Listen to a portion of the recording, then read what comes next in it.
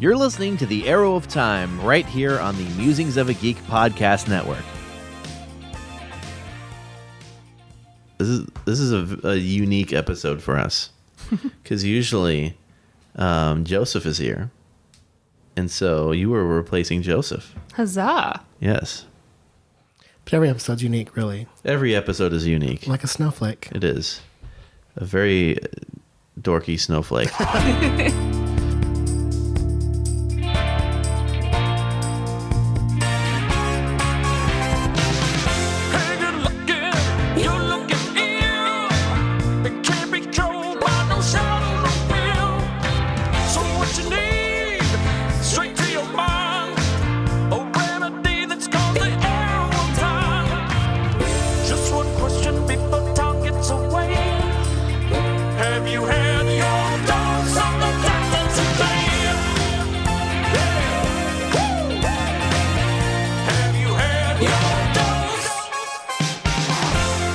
Hello, everybody, and welcome to the Arrow of Time. My name is Matt. I'm Gabe. And over here is our special super guest, and her name is... Hello, I'm Rachel. Rachel! How's it going, Rachel? Pretty good. Yeah. And you were listening to the episode number, is it 125? It's 125. 125, got it.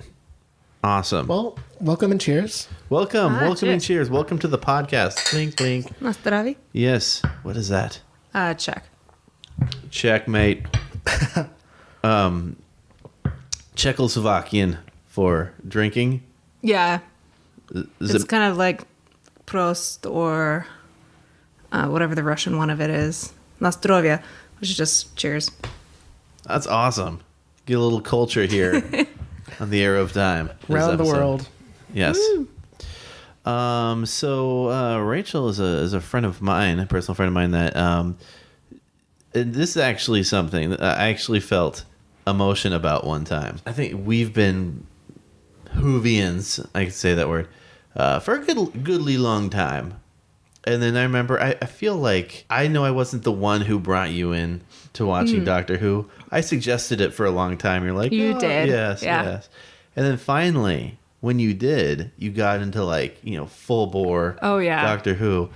And then you're going to Gallifrey 1 all the time. Surpassing you in the nerdiness of it. Yes. I was so angry about that. I was like, I want to go, but it's so hard. And now it's ridiculously hard. The Yeah. first year I went, it wasn't that bad.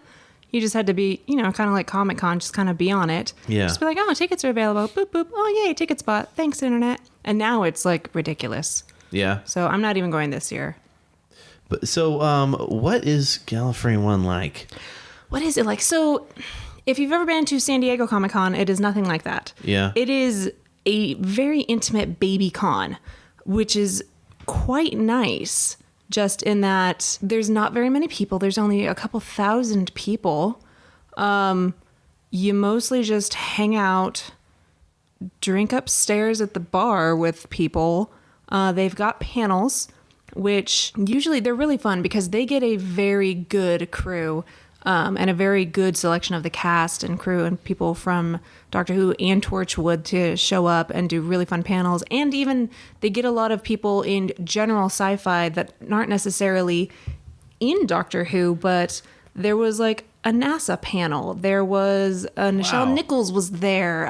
There was an entire panel for the female voice actresses from Young Justice. And it's kind of branches off into a bunch of fun stuff, but it's just a very fun little con. So if you ever can go, because getting tickets now is a feat, it's so much fun. I highly recommend it. It sounds so much better than Comic-Con, where you're just oh yeah, running around, you can't stop, and and it's all literally just in the lower levels of the LA Marriott. Is it at the Marriott?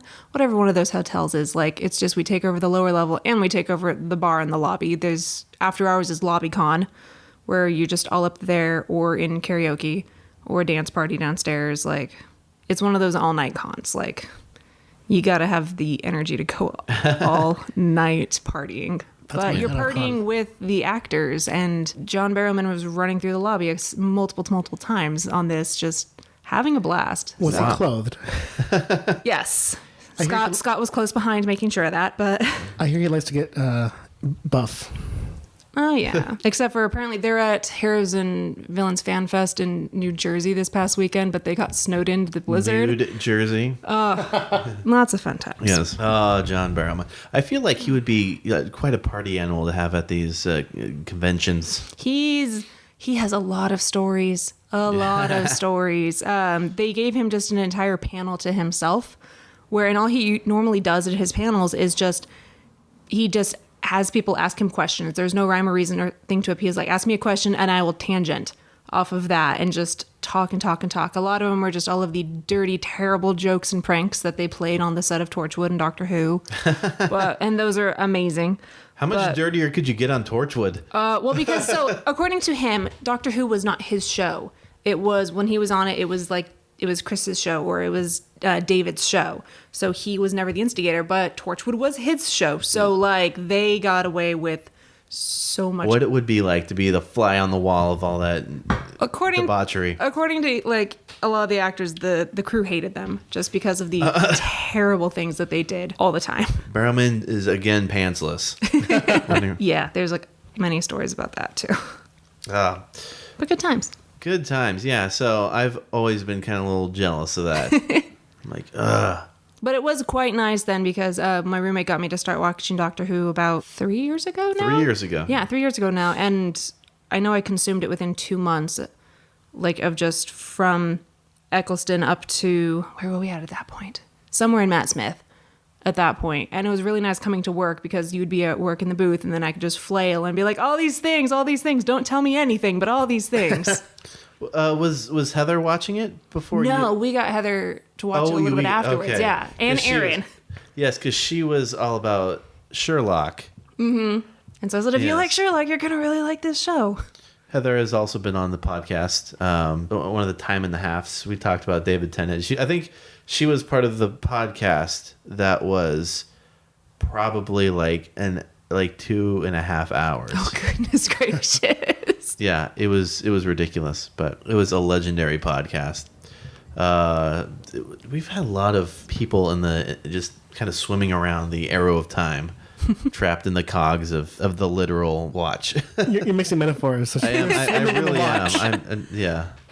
Anyway, hey, let's talk about the show that we're not going to be watching this year.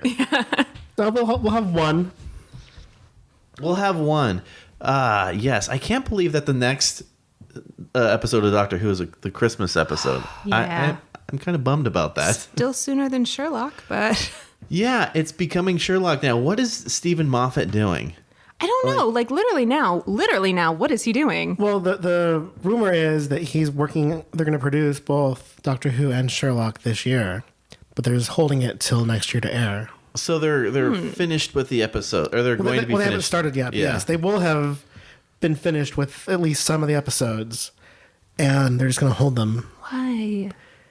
They gave some weird reason about it's Olympics this year, and they want to let people focus on that. It's the Olympics. Let's focus on the Olympics. The Olympics aren't in London. Why do they care? Where are the Olympics? I think they're in Rio.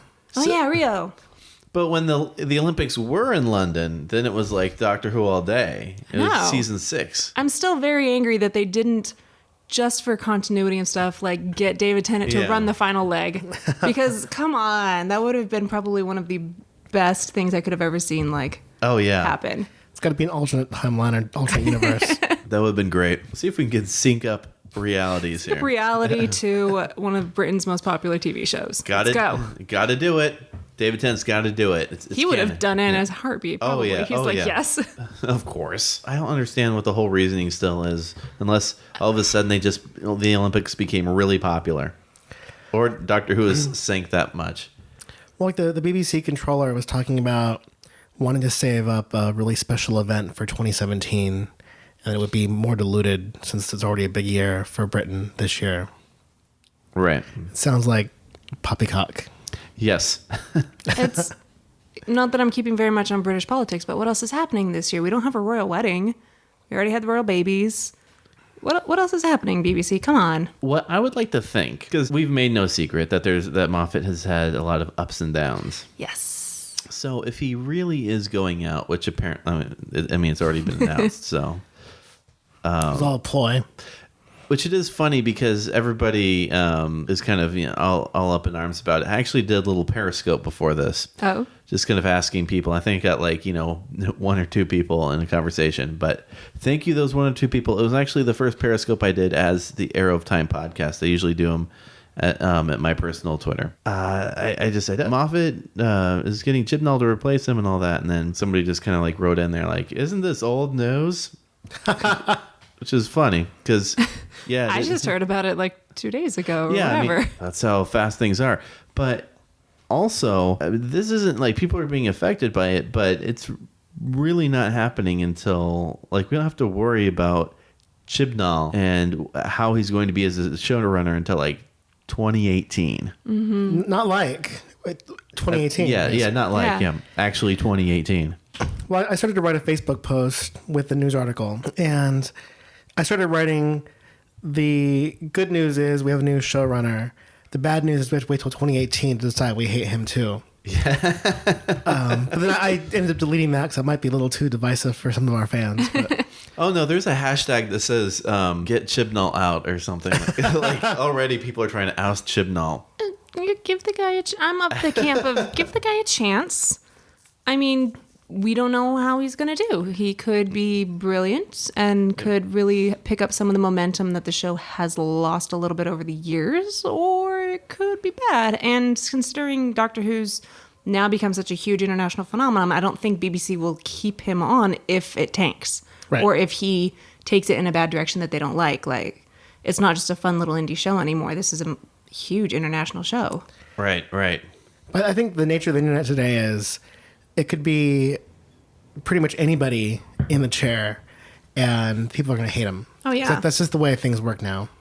Oh, absolutely. You could put Ridley Scott in the chair, and people would still be like, ew, no. Right. So what does this mean about, are we still going to get, because I know Peter Jackson announced in a very funny, weird Facebook video that like Peter Jackson was going to be on board to, I believe, direct, maybe, I don't know necessarily right, but to at least direct some episodes. Is that still going to happen? Well, there was talk about that for season 10. Yeah. So we'll see. And Moffat has still promised us 2 writers that will blow our minds. David Lynch. Oh. I'm hoping for J.K. Rowling still. Oh my gosh, that would be the best thing ever. Yes. Yeah, well, I like the tweet that you made about if it's not J.K. Rowling, then I'm not impressed. George Martin. Maybe that's why he's taking so long on the next Game of Thrones book. I prefaced it by having Maisie Williams in there, and she's going to try to get those 2 universes together, meet them up, see if we can ship some people. You could just have a whole Winter is Coming episode. You can include like the... Why am I blanking on those guys? The ice creatures. The Ice Warriors? Thank you, Ice Warriors, yeah. The planet of the growing Christmas trees and snowmen, and yes. So also, the crazy thing about all of this is I originally was going to have this whole thing about like why I was kind of bummed about Chris Chibnall. Mm-hmm. But after I watched Broadchurch, because Gabe was like, you really just need to watch Broadchurch. And I'm like, really? Okay, Broadchurch, because that's like a completely different show than Doctor Who. Yeah. Just to like gauge something on. And then Rachel, you said, oh, you should watch it. It's good. And then a friend and listener of ours, Jeff, was like, oh, I love Broadchurch. It's like visually like one of the most interesting things that I've seen. Which it really is. Mm-hmm. Just like stylistically. And if like he's like the kind of head has like all the gears working, if he's greasing all those wheels there, then we should be in good shape. I was a little bit worried though because of all the episodes that he actually did write for Doctor Who. 42 was not my favorite episode of like season 3 is like my favorite season, one of my favorite seasons of the New Who. And 42 was, I don't know, I wasn't super impressed with it. It was, I mean, it wasn't necessarily like bad, but it was like, I guess it was just like the whole like the in a spaceship and it just the kind of whole tone of it. He had a lot of episodes with spaceships, come to think of it. Yeah, he did. Well, I think that 42 I liked, but it definitely has a very dark tone. Mm-hmm. It's like you have the whole concept of the stars alive. Yeah. You have a lot of kind of gruesome, ugly deaths. You have some very unsavory characters. Yes. But thinking about that, it's also like Torchwood. That's the really vibe. is, Yeah. That's the vibe you get watching Torchwood. Is everything feels like, man, humanity sucks. Yeah. Oh yeah. We're yeah. awful people. We're just My phone is blowing. I'm so unprofessional right now. That's honestly, that's one of my biggest concerns, I guess, with him taking over the show is that Broadchurch is a very heavy, dark show. A lot of the episodes that he did on Torchwood as well are dark and heavy. And so, but Doctor Who used to be this just very fun, light-hearted, with some heart and emotions at time, but not a very deep, angsty show, which started going there in some of Moffat's seasons, but it's still, I want it to maintain the fun show that it is and not just turn into Torchwood. a CW angst show. Yeah. Right. Yeah, definitely. I mean, if you look at some like the RTD era was just full of. I mean, it was like all vibrant in color wise, and like all the characters were big and over the top. And I think that's also kind of the reasons that we criticized him over is that everything just was like kind of like almost too big, and that he almost used It was almost 270s Yeah. and stuff. too much. Yeah. Although I also realized that we criticized everybody about everything so much because like my earlier point. yes, we are fans. That's what we do. If I was writing this show, I'd make everything. And it's still just the funny part about how much we criticize Moffat left and right, and yet Moffat has written some of the best episodes of Doctor Who in the entirety of the new Who. So it's just a hard thing. We're never going to be happy no matter who it is, I imagine. He wrote some of the best episodes that has Doctor ever Who, existed. Period, Yes. Yeah. The best season of Doctor Who, period. Oh, He didn't write all of it. no. To the earlier point, though, Awkward pause. of the like Torchwood versus Doctor Who, I said this in the podcast before. I forget which number. It doesn't matter. Yeah. Doctor Who has always been a show, with the Doctor looking to the companion and being like, be the best you can be. And it's very Right. hopeful and looking forward to humanity, or looking forward with humanity, whatever. Torchwood's the opposite, where it's like the underbelly, the seedy. People are terrible. Yes. So, Oh, yeah. I mean, even on The one that Chibnall wrote was just people are Yeah. literally people. people are terrible. People are monsters. on the Yeah. Torchwood team, Jack is clearly flawed. Gwen becomes flawed pretty quickly. Owen's a scoundrel. Yeah. I mean, Everyone has a past that is not necessarily good, even though they're all trying to get together and theoretically do good. That was one of the things I did like about Torchwood was just you have this entire team that they all have very deep backstories. Oh, yeah, Which kind yeah, of tying yeah. into Broadchurch, that was another thing that I really, really loved about Broadchurch was every single character. You didn't really know them at all until like you started going deeper into their past and realizing this person you thought was a terrible person actually is a really good person, or this person you thought is so good they're actually a really terrible person. And it's just the multi-layers that the characters have woven in is really, really great. And so that's one of the reasons why I'm excited about him coming on board for that, just because he writes characters very well.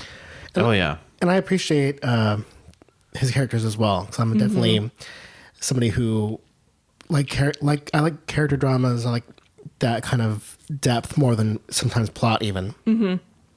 But Broadchurch is a show that's very bleak. I mean, I remember I watched Broadchurch before Grace Point, and I remember feeling almost depressed because it's a gorgeous show.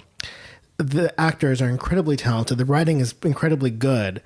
But man, there's some awful people in there. Yeah. It's just like just casually doing awful things. It's like, well, I'm only human. It's like, wow. That's that vision of humanity is consistent with what you see in Torchwood and some of those other Doctor Who episodes. Yes. Even more so, I think, a little bit more than Torchwood, just because at the very least, you recognize Torchwood and Doctor Who are fantasy and take place in a, not real life. Whereas in Broadchurch, it's you look at that show and you're just like, that could be my small town that I grew up in. Like, you feel a connection to the story and the characters and just the entire setting for it. And it just affects you much deeper just because you can see yourself in that town and just, what if that was my town? And like, where you know everybody and somebody was killed and you know it's one of your neighbors, and it's just a very good psychology, like psychosis show. So, so good. There are lots of scenes amongst all the characters where they all react in ways that, I shouldn't say all the characters, but many of the characters react in ways that I find a bit shocking, and things that nobody I know would really do, but I don't think it's unbelievable either. Yeah. It's just... Yeah, that's the crazy thing, is when it's like you could kind of see this happening, and just the way that things are kind of rolling out. Especially season 2. Like, season 2 is essentially like the How to Get Away with Murder. Oh, really? I love that show. It's really good. But so season 2 of it just picks up from in season 1, the killer is caught. Season 2 is their trial. And it essentially just kind of shows that if you have a really good lawyer, you can literally get away with murder. And like, so good. they tell you who it is at the end. No, of you find one. out in the end of season 1 who it is. Okay, so it's kind of like a Twin Peaks thing. Where, No, yeah, it literally is. That's what my first impression going into the show is. It's very Twin Peaks without as much of the weird supernatural.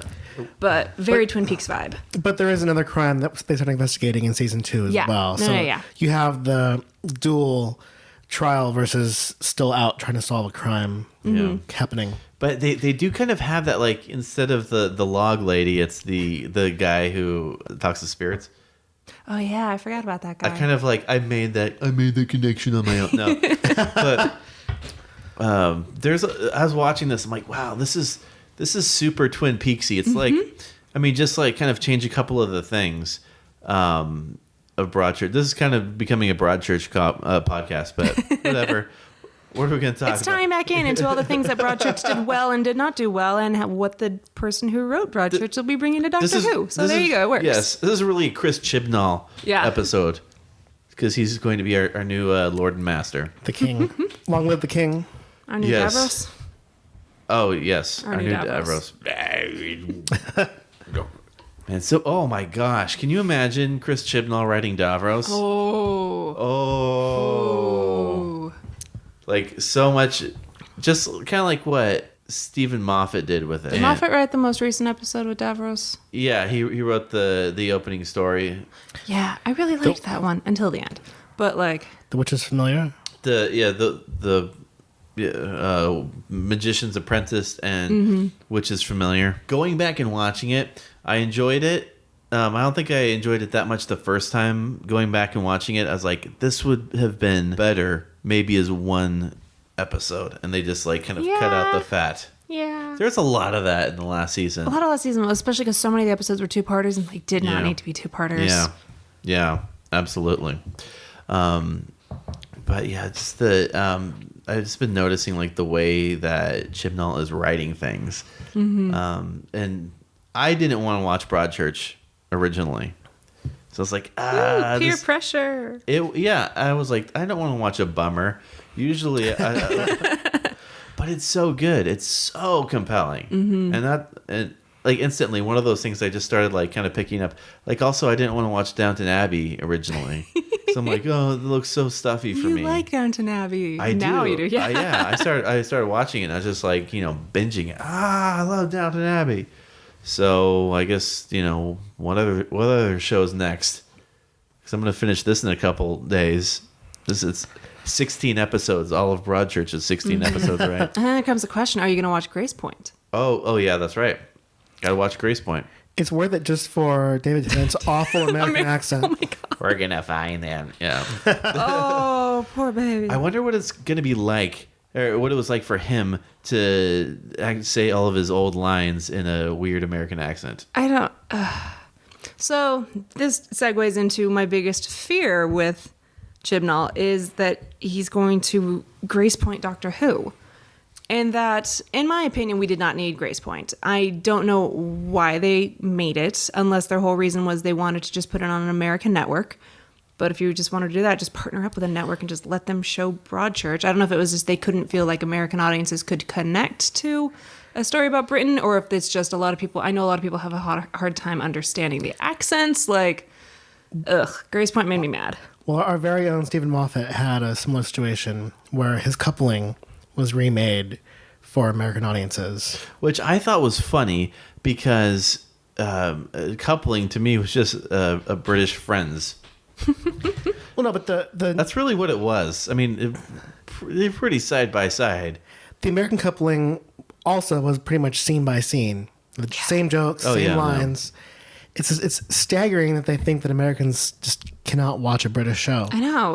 Which at any point, by this point now, they should understand that thanks to at least to Doctor Who and Downton Abbey, we don't care. Like, Yeah. we'll watch it. Although it worked for them tenfold with The Office.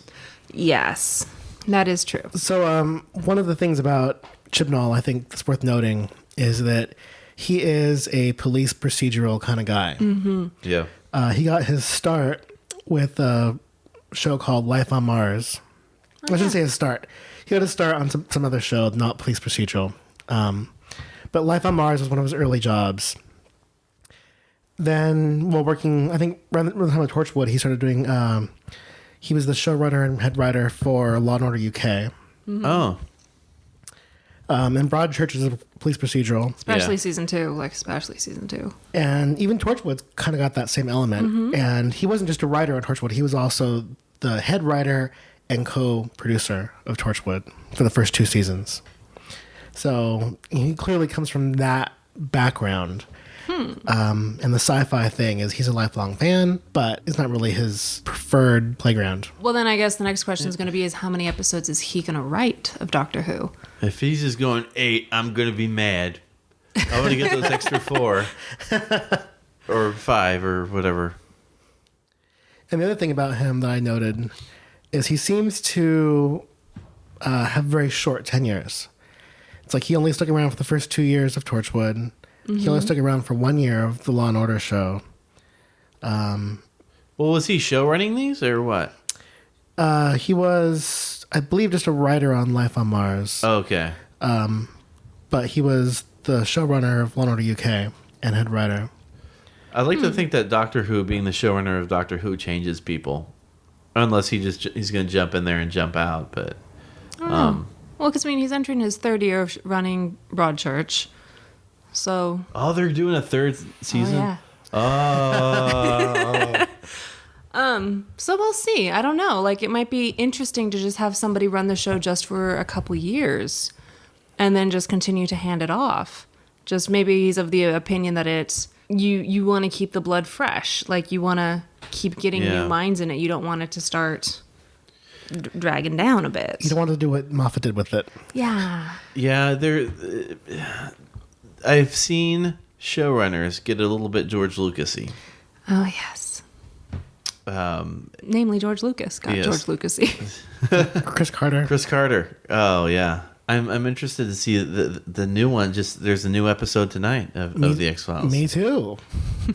But are you guys aren't there yet, are you? We're going to wait till we finish the original series. We're almost there. We have one more season left. One more season. So we should be there by next week. Nice. Getting those X-Files in. If he doesn't stick around for very long, my hope, I said this before, is Yeah. to get a woman to run the show. Yes. Yeah. I think that, like most of TV, both in the UK and over here, it's a man's club. And I think that we definitely could benefit from having a woman's voice running the show.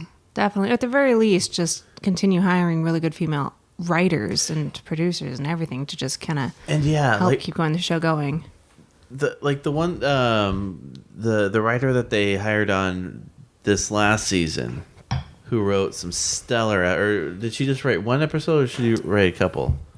I think just one, but I'll Just check. one? I'll check. It was really, really good though. I will note this season was finally the first season I actually kind of started liking Clara, Oh yeah. because I never liked her, but she started actually. She finally started actually getting good substance and not just being the quirky, pretty girl. Well, I really loved Clara in the beginning, in the Daleks. No, yeah, I loved all of those episodes. Yeah, her like little one-off ones. And then in 7B, when she came out, so 7A Clara, I liked her. Yeah. 7B, that whole run, I was like, Like, I really didn't care about her until Name of the Doctor. I didn't even care it's a bit for her harsh. then. You think it was a bit... I don't know. I was just kind of like... Well, I was also getting over the whole that of Amy and Rory. The Pawns. The Pawns, that the Pawns left. And then realizing that the Clara that we're getting is not the Clara that we had. Mm-hmm. That was a bit of a, I don't know, personal letdown for me. I'm not saying that she was all out bad. I wasn't a super fan of it. I wasn't invested in her. Yeah. And a lot of it was one of my issues with it, which I want to just attribute to possibly some of the writing of the show, was that the Doctor would just be like, oh, you're so bossy, but we never saw her be bossy for a while. And it wasn't until we started getting episodes where she started acting bossy and she started like pushing him around a little bit. We're like, oh, there it is. You don't need to say she's bossy. You need to show her being bossy. Exactly. So she grew on me. And then I really, especially with Danny too, like I loved when Danny came in the picture and was very mad when Danny left the picture. Oh, yeah. But because he had a nice balance, and honestly, like it was the same thing with Amy with me. I didn't really like Amy until Rory was a constant in the picture. Yeah. So it was a very nice, they just made a good balance with it. I was the same way too, because I thought that Amy was quite fetching. I thought Danny was fetching. You thought, yes. Oh, Danny was very pretty. I liked Danny. But yeah, when Rory came in the picture, it was real. I was super on board. Yeah. Loved it. So it works. Yeah. I mean, I feel like the show definitely works a lot better. Not necessarily like all the time, but like when there's two companions. Yeah. Like it creates a really good balance. Well, you have a more of a dynamic too between. It's not just the Doctor and the companion. It's like the Doctor and the companion, and then the other companion, and or even looking when we had both Rose and Jack. Yeah. It makes a very good.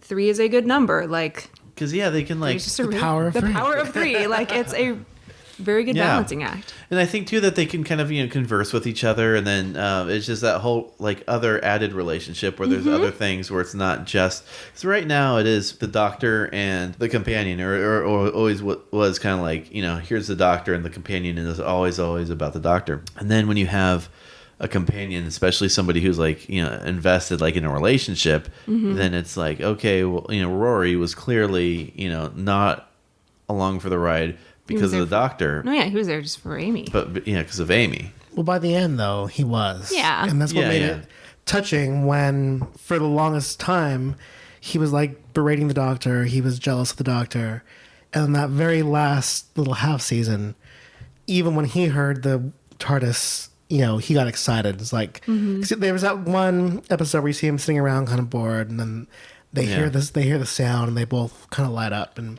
it was nice to see him come along, and it's sad that it took to the very end for it to happen. Yeah. Moffat. Oh, I think I have something good there. And on to the next. Ugh. So I will give, especially after we got our Christmas episode this year, where we got kind of what I think sadly is essentially the end of seeing River Song, because we kind of completed her timeline. Yeah. Which makes me both very happy that it came full circle, but also just very bummed because I love River. But it just kind of does show whether actually intentionally planned out or just completely faking it planned out. Moffat was pretty good at doing a long game, at least on one character. Oh, yeah. Which, to tie back into Chibnall, he's very good at long game. So I'm very intrigued by that now. Are we going to get more characters, not necessarily like River, but with a River type plot line, in that we're going to see them very often, not very often, but throughout the next couple seasons, where it'll just start tying together also. I'm intrigued by that. Yeah. I think that'd be really, really interesting. And I too am really, really glad that we got the River episode that we did. Especially... because we all love River, but she at least got a good conclusion, and that wasn't going to be the case. I mean, I think he was just going to be fine leaving it off at just kind of mentioning it or having Beryllium just sort of be a story that just everybody didn't see. To the fanfic writers, exactly. So, well, Moffat said the reason why he wrote that was, the time that he wrote it, he wasn't sure he'd be back as showrunner. And he has the comment out there that if this is my last chance to write for River, I need to take it. And then after he wrote it, he got renewed to come back as showrunner for one more year. But Maybe it was that episode. Dang it. I was on the chopping block. I do think, though, that I mean, he kind of put several outs for himself with River, especially addressing it in the like the minisodes or the tardisodes or whatever that was. Mm-hmm. Night and the Doctor, that's what it's called. well, I still maintain she could be downloaded from the library computer. Oh yeah. I mean, you could have more adventures, but at least that story for what it was like.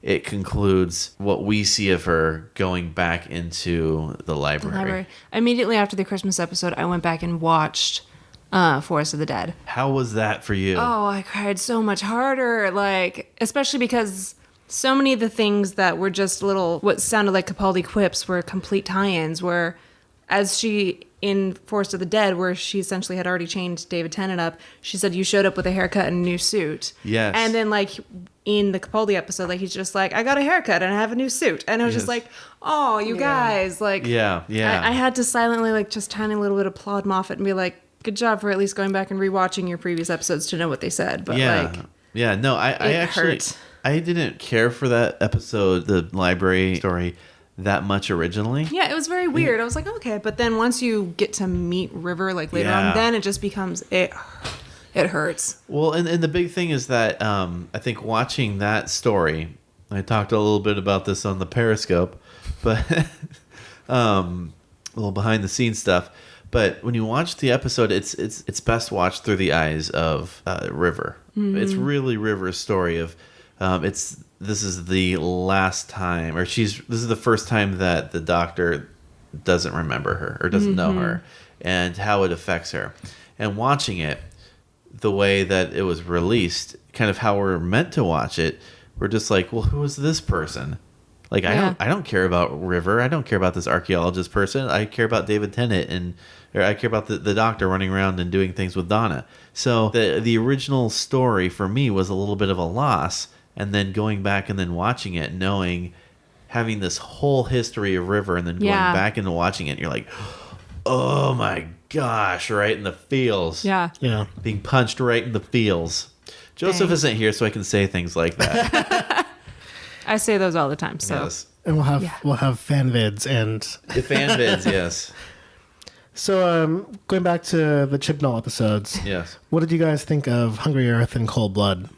I did not like those that much. Oh wow. Which ones were those? Silurian. They introduced the Silurian ones. Those with Matt Smith. Oh yeah. The one where the humans killed because the humans are bad and they're supposed to be better, and they ended up killing the Silurian. And we just have politics. Yeah. I mean. And we lost Rory. Again. For the first time. For the first time. First time. So Rory died again. Yeah. It happened. It's not my least favorite Doctor Who episodes. It's just not my favorite episodes. See, I remember kind of liking them. And I know that neither Matt nor Joseph liked them. So I was all alone and liking those for some reason.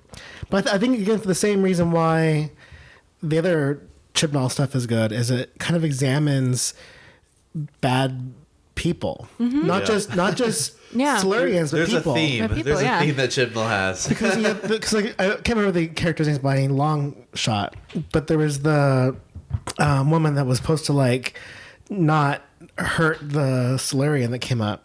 Yeah. And then she killed her. Yeah. And that's what escalated everything. Yeah. What humans do out of fear and what like anybody will do out of fear for their own life. Yeah. And then there was, the cool-headed Silurian who was like overridden by the warlike Silurian. Mm-hmm. I mean, it was all from a purely character study. It was interesting. Now, I that could be one that would fit into your concept of it was too long. It should have been 2 parts. Yeah. But I liked it. I did. I'll have to go back and watch it again. I just remember kind of being like, this one. I think for me, it just wasn't fun. And maybe my palate, my viewing palate has matured a little bit more. But I think at that point, I was definitely like, I want a fun Doctor Who episode. The thing that, again, referencing what Joseph says all the time, was like, this wasn't Doctor Who. because it wasn't, like a fun, spacey thing. I feel like even though Joseph isn't here, he's very much a presence. The ghost in the room. The ghost in the room. He's not dead, folks. He's playing Star Trek Online, probably. Who knows? Who knows? Who knows? Whatever. I'm happy to be here instead. Yes. But now we have Rachel, who's amazing. But then Chibnall also did write one of my favorite silly episodes, which is Dinosaurs on a Spaceship. I love that one too. I love that episode so much.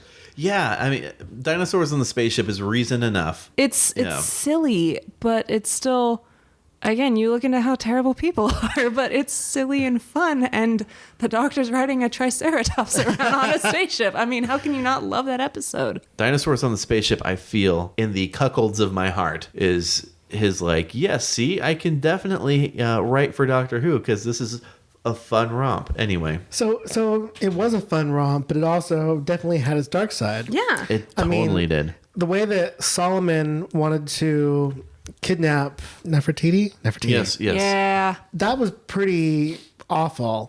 And then when the doctor's like warning him, it's like, don't do this. And then he did it anyway. Yeah. And then he got blown up. And I was, for one, as you know, controversially, quite glad to see him blown up. I'm like, fire.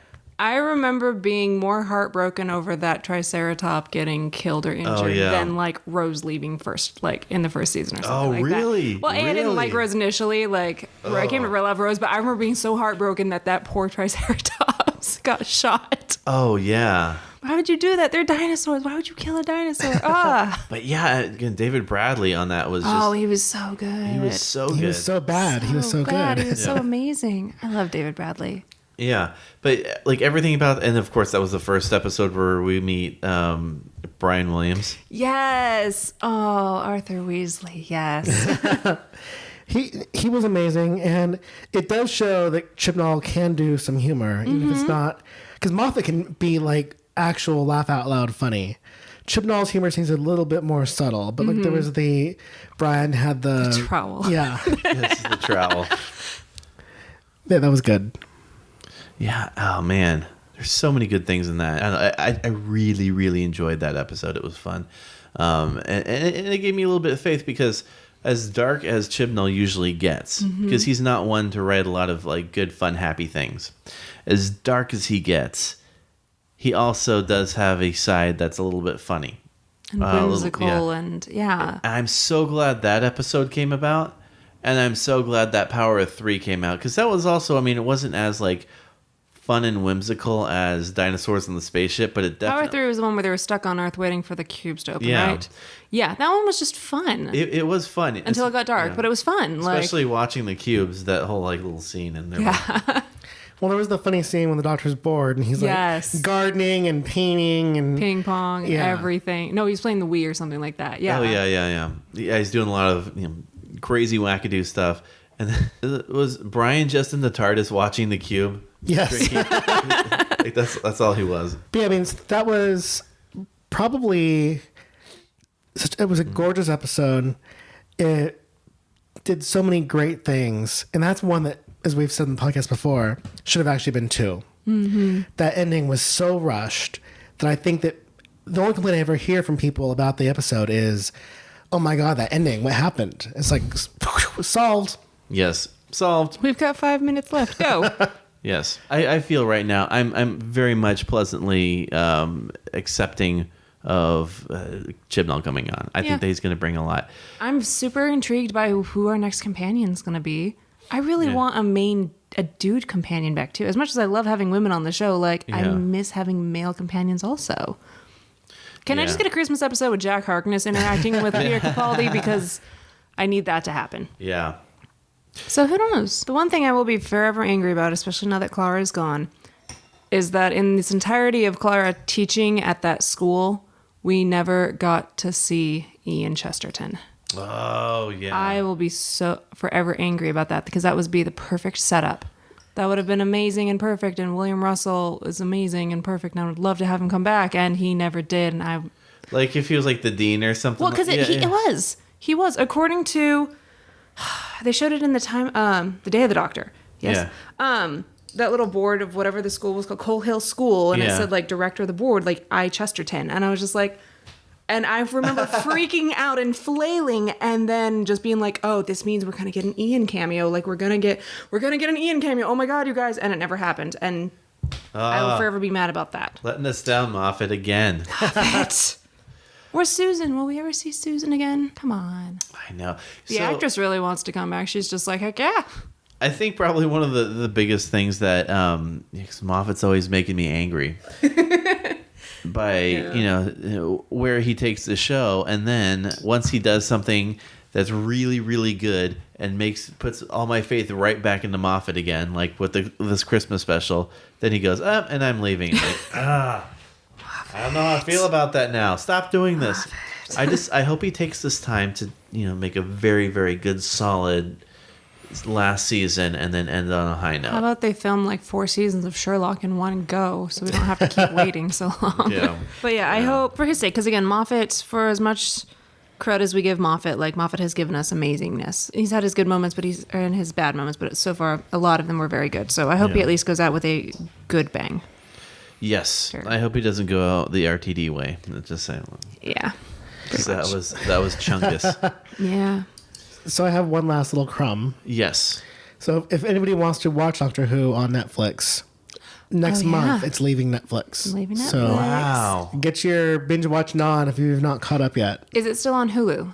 I believe it will still be. Okay. Netflix is negotiated independently, so Yeah. So, well, is it... like once a year or so, Netflix signs new contracts, and some things come and some things go. Oh, man. I remember a couple years ago they threatened to like get rid of Doctor Who, and there was so much uproar about it that they kept it. But yeah, just so you guys know, when it leaves Netflix, you can still watch it on Hulu, Yes. Or you can order DVDs. or you can order the DVDs, which are ridiculously expensive. But like, then you won't ever have to worry about it leaving. Absolutely. I have almost all of Sylvester McCoy right over there on that shelf. Oh no, Matt! What have you done to Sylvester McCoy? Yes. All right. Is there one more question, Gabe?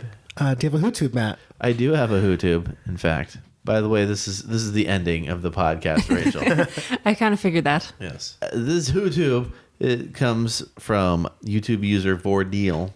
And Vordeal has made, it says Doctor Who Horror Story, which is a very interesting little clip. It's like, a little under 2 minutes. And it has a bunch of the new Who Doctors and all of their little scary moments. Very interesting. A lot of fun, dark music. And it just kind of shows you where have they taken it. And, is this... My question about this HooTube is this where Chibnall could be taking it? We don't know. Check it out. It's goodly fun.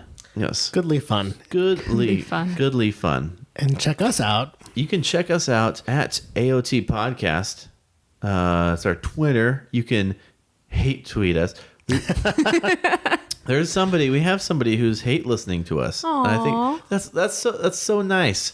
But it still means that they're listening to you guys. So even if you're angry about it, you're really just, helping their cause by continuing to listen to them. Actually, yeah. And the thing is that people can, it's easy to listen to the things that you like. But to listen to us for an hour, that's commitment. Just be like, I hate everything you say. I'm going to keep listening to you every single day. That's amazing. So thank you. Keep tweeting us those tweets. Like I said, I think last week or last episode, it means we made it. We've made it, yes. Well, it's timed out perfectly. My beer lasted the entire episode. Oh, look at that. That's bam. That was the time limit right there. You're like a pro. Yeah. Yes. And you can also check us out on iTunes or Stitcher. Please go by and rate us, leave us comments, all those things. We love those. If you don't like listening to podcasts on either of those and you want to do it on YouTube, you can do that. There's a YouTube feature now. It's just us putting our podcasts up on YouTube. That's the feature. But you can do that at youtube.com/AOT podcast. And you can also listen to us on our network, musingsofageek.com, where you can listen to all kinds of wonderful podcasts like 13 Going on 30, Arkham Social Hour, Dark Angels Pretty Freaks. All these are coming right off the top of my head right now. The flagship podcast. And the flagship podcast, Musings of a Geek podcast. So, for this episode of The Arrow of Time, I have been Matt. I have been Gabe. I've been Rachel. And this has been the Arrow of Time.